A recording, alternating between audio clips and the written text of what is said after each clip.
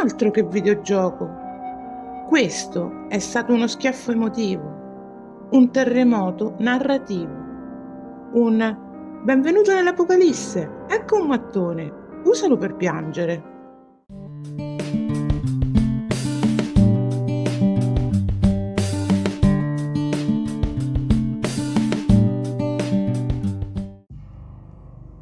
The Last of Us 2013, Naughty Dog, Neil Druckmann, Bruce Straley. Bastano 3 nomi e una data per far tremare i pollici dei gamer e scegliere il cuore di chi ancora si commuove per una giraffa digitale. 204 premi, uno dei titoli più celebrati di sempre, ma soprattutto un'esperienza che ti entra sotto pelle e non ti molla più. Perché The Last of Us non si limita a unire gameplay, grafica e narrazione. Li fonde, li salda, li cuce assieme con il filo spinato dell'emozione pura. E tu, giocatore, non puoi far altro che seguirli, col cuore in gola e le mani sudate. Tutto comincia con un fungo, ma non uno carino da mettere sulla pizza, no. Questo è il Cordyceps, versione mutata deluxe con l'opzione fine del mondo attivata. Nel 2013 il caos esplode. Gli umani diventano mostri rabbiosi e nei sobborghi di Austin un uomo di nome Joel cerca di scappare con suo fratello Tommy e sua figlia Sara. Ma l'apocalisse non fa sconti e quella notte Joel perde tutto, soprattutto lei, Sara. E con lei se ne va anche l'ultima parte del suo cuore. Poi saltiamo avanti di 20 anni, nel 2033. La civiltà è andata in pezzi. Le città sono diventate cimiteri verticali, sorvegliate da militari con il grilletto facile e fuori dalle zone di quarantena si muovono bande, predoni e quelli infetti. Joel adesso fa il contrabbandiere. Ha lo sguardo spento, le mani sporche e il cuore chiuso a doppia mandata. Ma quando gli viene affidata Ellie, 14 anni, linguaggio colorito, allergica all'autorità e immune al cordyceps, qualcosa si riaccende.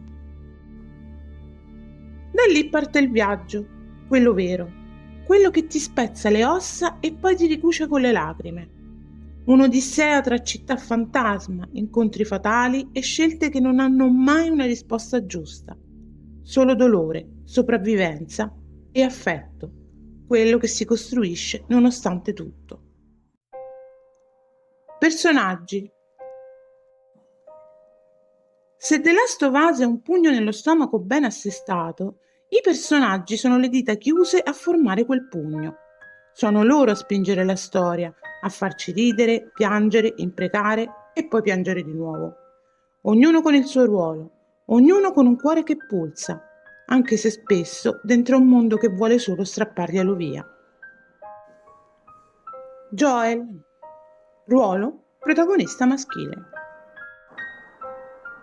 Joel è l'uomo che ha perso tutto e non ha perso le chiavi o perso la pazienza, no, ha perso sua figlia e da allora vive con un buco nel petto e una corazza addosso.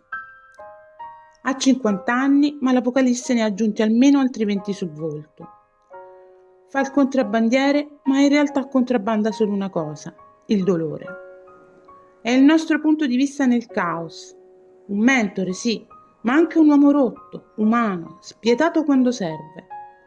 Lo interpreta Troy Baker, doppiato in italiano da Lorenzo Scattorini. E se avete sentito solo la sua voce, già vi è venuto un nodo in gola. Ellie. Ruolo: giovane protagonista di 14 anni. Ellie è la scintilla in mezzo al fango, sarcastica, testarda, brillante, ma soprattutto immune. È la speranza, ma non nel senso «oh che bello adesso tutto si risolve». No, la speranza difficile, quella che pesa, quella che ti fa domandare se davvero valga la pena combattere per qualcosa. Ashley Johnson le dà corpo, occhi e voce. Jay Riva la porta in italiano e insieme creano un personaggio destinato a rimanerti incollato all'anima. Tess, ruolo amica e collega di Joel. Tess è il tipo di persona che ti spara prima di chiederti il nome, ma lo fa con stile. Determinata, dura, tosta come le scarpe con cui cammina nel fango. È la complice perfetta per Joel, ma anche la voce della ragione quando serve. E quando sceglie di restare indietro, lì capisci che in questo mondo ogni scelta si paga. Annie Wershing le dà vita e in italiano ci pensa Beatrice Caggiula a farci tremare la voce quando parliamo di lei. Marlene, ruolo leader delle luci. Idealista o fanatica? Visionaria o condannata? Marlene è quella che mette in moto tutto. Affida Ellie a Joel e Tess con una speranza impossibile: trovare una cura. È la leader delle luci, ma anche una madre surrogata, un simbolo di quanto anche le buone intenzioni nel mondo di The Last of Us possono portarti a compiere scelte mostruose. Interpretata da Merle Dandridge e doppiata da Stefania De Peppe, Marlene ti lascia sempre con un dubbio: ha fatto bene o ha fatto male? Sara, ruolo figlia di Joel. C'è chi rimane nel cuore anche dopo 5 minuti di gioco. Sara è una di quelle. La sua morte è il punto di rottura, il trauma fondante, il motivo per cui Joel non sarà mai più lo stesso. Hannah Hayes la interpreta, Deborah Morese le dà la voce italiana. Ma non servono molte parole per descriverla, basta ricordare il prologo e avere un fazzoletto pronto. Tommy, ruolo fratello di Joel e zio di Sara. Tommy è la coscienza che Joel ha perso, ma che ogni tanto torna a bussare. Ex delle luci, idealista disilluso, ora vive in una diga riconvertita in comunità, un tentativo di ricostruire qualcosa di buono. È interpretato da Jeffrey Pierce e doppiato da Gabriele Marchingiglio, ed è uno di quei personaggi secondari che, senza urlare, ti restano in testa. Harry e Sam, ruolo 2 fratelli, 2 anime spezzate. Harry è il fratello maggiore che cerca di proteggere Sam con ogni fibra del suo essere. Sam è il fratellino curioso, dolce e condannato. Il loro incontro con Joel ed Ellie è uno dei momenti più devastanti dell'intero gioco, perché a volte anche fare la cosa giusta porta a una tragedia. Brandon Scott, doppiato da Davide Albano, e Nagi Jeter, doppiato da Stefano Pozzi, danno volto e voce a questa parentesi straziante, una di quelle che ti lascia vuoto, ma che non puoi dimenticare. Personaggi secondari. In The Last of Us anche i personaggi secondari non stanno lì a fare tappezzeria, anzi, arrivano, ti prendono a schiaffi emotivi o letterali e se ne vanno lasciandoti con l'ansia. Alcuni ti aiutano, altri ti pugnalano, metaforicamente anche no, ma tutti servono a ricordarti una cosa: in questo mondo nessuno è davvero al sicuro, nemmeno quelli che non hanno una seconda missione. Bill, ruolo contrabbandiere e burbero con un bunker pieno di trappole e di sarcasmo. Bill è il classico tipo che ti salva la vita insultandoti. Vive da solo, si fida solo delle sue mine e probabilmente anche quelle le guarda con sospetto. È un sopravvissuto puro, con un passato che non viene mai spiegato troppo, ma che trasuda dolore e perdita da ogni inchiodata con la jeep. W. Earl Brown gli presta la voce, Claudio Moneta in italiano, e insieme ci regalano uno dei personaggi più iconici del gioco e più esplosivi, letteralmente. David e James, ruolo villain da incubo con tendenze da ristorante dell'orrore. David è la faccia della gentilezza, finché non scopre che sotto c'è lo psicopatico. È calmo, gentile, carismatico e poi ti accorgi che guida un gruppo di cannibali. James invece è l'uomo d'azione, meno parole, più violenza. È il braccio mentre David è la mente. Insieme sono un'accoppiata da incubo. David ha la voce di Nolan North, in italiano Luca Sandri. James è interpretato da Ruben Landon, doppiato da Maurizio Merluzzo. E insieme riescono a farti venire voglia di spegnere la console e accendere la luce. Robert. Ruolo traditore da 2 soldi, letteralmente. Robert è quel tipo di personaggio che fa una pessima scelta e la paga nel modo peggiore. Contrabbandiere da 4 soldi, decide di fregare Joel e Tess vendendo armi alle luci. Spoiler, non va bene. La sua parte nella storia è breve ma utile. Ci ricorda che in The Last of Us, se tradisci le persone sbagliate, non vivi abbastanza a lungo per imparare la lezione. Interpretato da Robin Atkin Downes, doppiato da Luca Ghignone, Robert è un tutorial vivente su come non iniziare un gioco. In un mondo dove anche il vicino di casa può trasformarsi in clicker, The Last of Us ci regala personaggi minori che hanno più profondità di certi protagonisti in altri giochi. Cinici, tragici, pericolosi o semplicemente umani. Ognuno di loro aggiunge un altro mattone, spesso insanguinato, a questa cattedrale post-apocalittica di emozioni e sopravvivenza. Ambientazioni e struttura di gioco. The Last of Us non è solo un viaggio, è il viaggio. Un road trip con zombie, proiettili contati e tanta ruggine. Quello che inizia tra le rovine infette di Boston e ti trascina, spesso urlando, attraverso cittadine abbandonate, campus universitari invasi dal verde, fiumi gelati e ospedali che non curano più nessuno. 12 capitoli, 12 tappe fondamentali in un'America ridotta in ginocchio, ma ancora viva nei dettagli di ogni palazzo sventrato e cartello arrugginito. Boston, Lincoln, Pittsburgh, Jackson, il Colorado, Salt Lake City.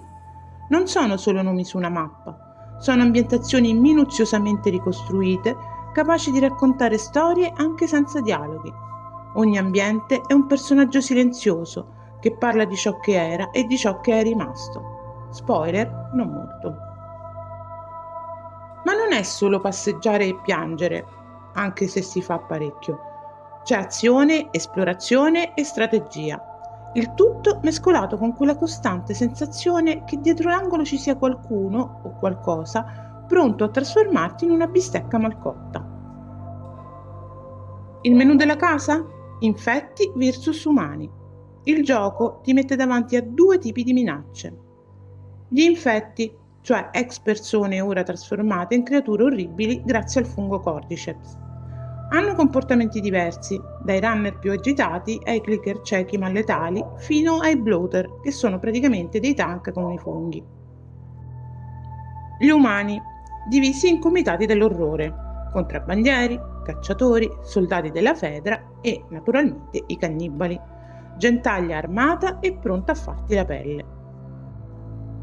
Questa doppia minaccia costringe il giocatore a variare le strategie, alternando stealth a sparatorie, trappole e fughe disperate.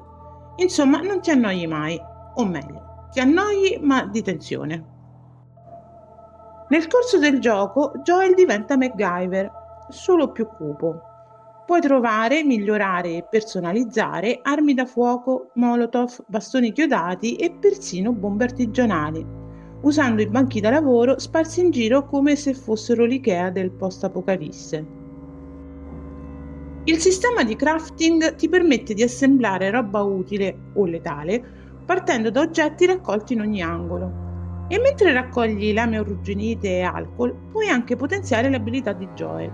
Più salute, meno tremolio quando miri o la capacità di sentire meglio i nemici in ascolto. Tutto grazie a integratori. Sì, come quelli per il mal di schiena, ma qui ti salvano la pelle. Arsenale, crafting e potenziamenti. In pratica, la sopravvivenza è fai da te. E se vuoi davvero soffrire o flexare, Puoi scegliere la difficoltà realismo, dove non c'è HUD, non ci sono risorse, non ci sono errori perdonati, solo te, Joel, Ellie e l'ansia che ti abbraccia come una coperta bagnata. Insomma, The Last of Us è strutturato come un viaggio epico e spietato, dove ogni mappa, ogni nemico e ogni cassetto da aprire raccontano qualcosa. E spesso la cosa che raccontano è: qui qualcuno è morto male. Grafica e gameplay. Se l'Apocalisse avesse un direttore della fotografia, sarebbe stato assunto da The Last of Us. La grafica è semplicemente mozzafiato. Ogni mattone scrostato, ogni finestra rotta, ogni raggio di sole che filtra tra le rovine sembra urlare: «Ehi, guarda quanto siamo bravi!» E hanno ragione. I volti dei personaggi sono così espressivi che ti basta uno sguardo di Ellie per capire se sei nei guai. Spoiler, lo sei sempre. E le luci e ombre non sono solo belle da vedere, ma aiutano anche a raccontare il degrado, la solitudine, la costante minaccia. Tipo una cartolina da un mondo che non vorresti mai visitare, ma da cui non riesci a staccarti. Insomma, un po' come quando il mondo finisce, ma in 1080p, o anche meglio. Il gameplay è un ballo della sopravvivenza, un'alchimia quasi perfetta tra stealth, azione e gestione risorse. Non puoi semplicemente correre a testa bassa. Ogni scontro, sia con gli infetti sia con gli umani, è un puzzle letale. Ti chiedi se hai abbastanza proiettili, poi ti accorgi che non hai nemmeno abbastanza coraggio. Il crafting avanzato ti consente di potenziare armi e abilità, creando strumenti di morte con materiali presi dai bidoni della spazzatura. È l'arte del riciclo con stile. E poi ci sono i banchi da lavoro, che diventano il tuo luogo sacro. Pochi minuti di pace mentre migliori un fucile e speri che nessuno ti stia spuntando alle spalle. Uno degli aspetti più amati è l'attenzione al dettaglio. Puoi salvare in qualsiasi momento. Grazie Naughty Dog. Puoi scegliere lo stile di gioco, silenzioso e letale o chiassoso e, molto breve, e puoi adattare il livello di difficoltà al tuo masochismo interiore. Le meccaniche di combattimento sono fluide e reattive. Ogni pugno, ogni colpo di macete, ogni headshot con l'arco ha il suo peso, il suo rumore, la sua soddisfazione. Ma attenzione, ogni risorsa è contata, ogni bottiglia lanciata è un'occasione in meno, ogni benda usata è una scelta tra vivere o rischiare. Nel mezzo della tensione arrivano anche enigmi ambientali, leve da tirare, assi da posare, cassoni da spingere. Un po' di brain workout tra un infetto e l'altro, giusto per non perdere l'abitudine a pensare. Dettagli, personalizzazione e ansia costante. Cosa si può volere di più da un survival horror? Un dettaglio spesso dimenticato, ma rivoluzionario all'epoca. The Last of Us permetteva di iniziare a giocare quando il download era al 70%. Una mossa che oggi diamo per scontata, ma che allora suonava come magia pura. Scarichi meno, muori prima, lo slogan che Sony non ha mai osato usare. In breve, The Last of Us non si gioca, si vive, si respira, si soffre, si pianifica, si sbaglia, si riprova. E quando ti sembra di aver capito tutto, arriva un clicker e ti dimostra che no, non avevi capito proprio niente. Colonna sonora. Se The Last of Us è un lungo addio mascherato da avventura post-apocalittica, allora la colonna sonora di Gustavo Santaolalla è la voce che sussurra ciò che Joel non riesce a dire. Compositore argentino pluripremiato e capace di struggerti con 3 note e un pizzico di nostalgia, Santaolalla qui non si limita ad accompagnare la storia, la racconta insieme a te, senza mai alzare la voce. In sintesi, quando una chitarra può farti piangere più di un'orda di infetti. Niente orchestroni epici o fanfare hollywoodiane, solo chitarre sorde, banjo melanconici, corde pizzicate con l'anima e silenzi che parlano più di 1000 parole. È tutto minimalista, crudo, sincero, come un diario scritto con il sangue, ma suonato con delicatezza. Ricordi la scena in macchina, quella in cui Ellie ascolta Hank Williams su una vecchia cassetta? I'll Never Get Out of This World Alive e Alone and Forsaken. Ecco, lì capisci che non stai solo guidando verso una nuova città infestata, stai attraversando la solitudine dell'America distrutta, un passo alla volta, con la musica a farti compagnia come l'ultimo amico rimasto. Il team di sviluppo ha fatto una scelta coraggiosa. Niente musica horror per i momenti horror. Al contrario, puntano tutto sull'emozione. È una musica che scava, non che copre. Le note non ti spaventano, ti preparano.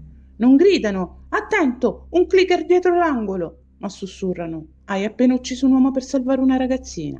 Sei sicuro di stare bene? Spoiler, non stai bene. La colonna sonora non è un semplice sottofondo, è un personaggio silenzioso. Ti prende per mano quando tutto crolla, ti stringe il cuore nei momenti di quiete e poi scompare lasciandoti solo, giusto il tempo per farti mancare la sua presenza. Critica e pubblico l'hanno acclamata a gran voce e non a caso. Senza questa musica The Last of Us sarebbe un ottimo gioco. Con questa musica è un capolavoro. Sviluppo e ispirazione. Tutto è cominciato con una formica. Sì, proprio una formica zombificata dal Cordyceps, protagonista di un episodio di Planet Earth della BBC. Un'immagine inquietante che ha acceso la lampadina nella mente di Neil Druckmann. E se quel fungo in un futuro distopico riuscisse a infettare anche gli esseri umani? Da lì l'idea è iniziata a divorare influenze come un parassita affamato. The Road, Non è un paese per vecchi, Io sono leggenda e ovviamente The Walking Dead. Ma il cuore del gioco è tutto nel rapporto tra Joel ed Ellie, figlio diretto di una lunga tradizione narrativa, mentore e allievo, padre e figlia, come Nathan Drake e Victor Sullivan in Uncharted, ma con molta più disperazione e meno battute scanzonate. Il team di Naughty Dog, guidato da Druckmann, ha puntato tutto sulla narrazione. Non solo sparatorie ben coreografate o salti con la giusta animazione. Qui si racconta una storia e lo fa così bene che ha ispirato un'intera generazione di sviluppatori a credere nel potere del racconto dietro il gameplay. Perché The Last of Us, alla fine, non è solo un videogioco, è una dichiarazione di intenti. Una dimostrazione che, anche in un mondo in rovina, si può ancora raccontare qualcosa che valga la pena ricordare. Controller alla mano. Accoglienza e successo. Altro che gioco carino. The Last of Us ha sfondato il mercato come un runner lanciato a tutta velocità. In un solo mese ha venduto 3,4 milioni di copie, diventando il gioco più venduto su PlayStation 3 nel 2013. E non parliamo solo di numeri, parliamo di una valanga di premi. Più di 200 riconoscimenti, tra cui l'ambitissimo Gioco dell'anno e persino il plauso della Writers Guild of America, che raramente si lascia impressionare da un controller. Ma il vero segnale del suo impatto culturale? Nel 2021 il cantautore italiano Roberto Tardito ha scritto una canzone d'amore per Ellie. Sì, proprio così. La mia ultima canzone d'amore per Ellie. Se un videogioco ti fa scrivere una ballad struggente, allora ha fatto centro, eppure doppio. Perché The Last of Us non è solo gameplay e grafica da urlo, è emozione, è racconto, è quella sensazione che ti rimane addosso anche dopo aver spento la console. È diventato un totem per chi crede che i videogiochi possano e debbano raccontare storie capaci di toccarti nel profondo. Limited Edition, DLC e Remake. The Last of Us non è stato solo un videogioco, è stato un evento. E come ogni evento che si rispetti, è arrivato con il suo carico di edizioni speciali che hanno fatto impazzire i collezionisti.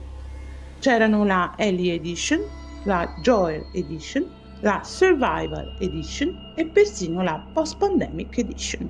Roba da farci un altarino in salotto tra artbook, poster, contenuti digitali e scatole così belle che vi è voglia di incorniciarle. Ma non finisce lì. A tenere in vita la fiamma e a bruciarci qualche ora in più di sonno ci hanno pensato i DLC. Territori abbandonati e territori riscattati hanno arricchito il comparto multiplayer, mentre Left Behind, quello vero, quello che ti spacca il cuore, ci ha portato indietro nel tempo dentro i ricordi di Ellie e il suo legame con Riley. Un prequel che non solo espande la storia, ma la carica di una malinconia struggente e necessaria. E poi è arrivato il remake, The Last of Us Parte 1. Grafica rinnovata, gameplay rifinito, espressioni facciali che ti fanno quasi dimenticare che stai guardando un videogioco. Un modo perfetto per far scoprire questo capolavoro alle nuove generazioni e per farci piangere di nuovo a noi veterani, ma con il ray tracing attivato. L'universo narrativo. Se The Last of Us fosse solo un gioco, non saremmo qui con mezz'ora di video alle spalle e ancora la bava alla bocca.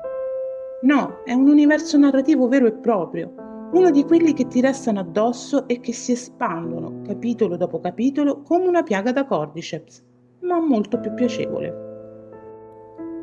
Il primo passo? Il sequel, The Last of Us Parte 2. 5 anni dopo, Ellie prende il centro della scena e ci trascina in una storia fatta di dolore, vendetta, senso di colpa e domande scomode.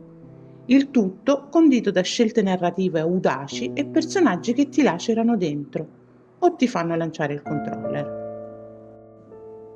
Poi c'è il prequel a fumetti, Il sogno americano, in 4 volumi, che esplora l'infanzia di Ellie e il suo legame con Riley. Un mix di sceneggiatura firmata da Neil Druckmann, disegni di Faith Erin Hicks e colori di Cristina Strain, pubblicato in Italia da Editoriale Cosmo, che aggiunge nuovi strati a una storia già densa come un fungo parassita in fase 2.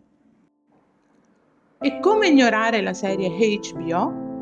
Pedro Pascal e Bella Ramsey prendono in mano il testimone, anzi lo zaino d'oro e la pistola con un colpo solo, e ci portano dentro una trasposizione che, sorpresa, funziona.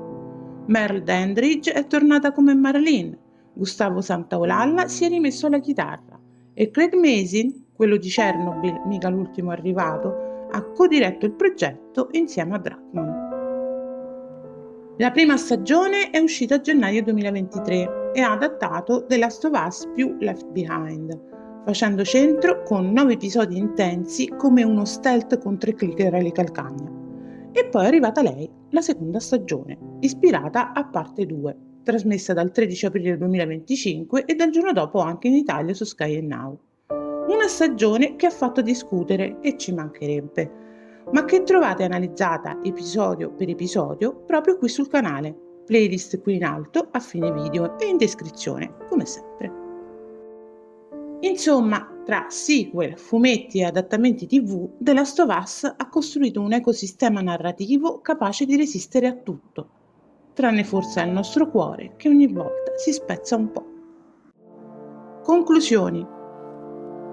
The Last of Us non è solo un videogioco, è un'esperienza, di quelle che ti si infilano sotto la pelle e non escono più. È un racconto epico, struggente, umano, che ha ridefinito cosa possa essere una storia interattiva. Certo, qualche limitazione nel gameplay c'è, tipo l'intelligenza artificiale dei compagni che a volte fa una gita turistica davanti ai nemici. Ma chi se ne importa quando il viaggio che ti viene raccontato è quello di Joel ed Ellie, tra dolore, sopravvivenza e momenti che ti spezzano l'anima.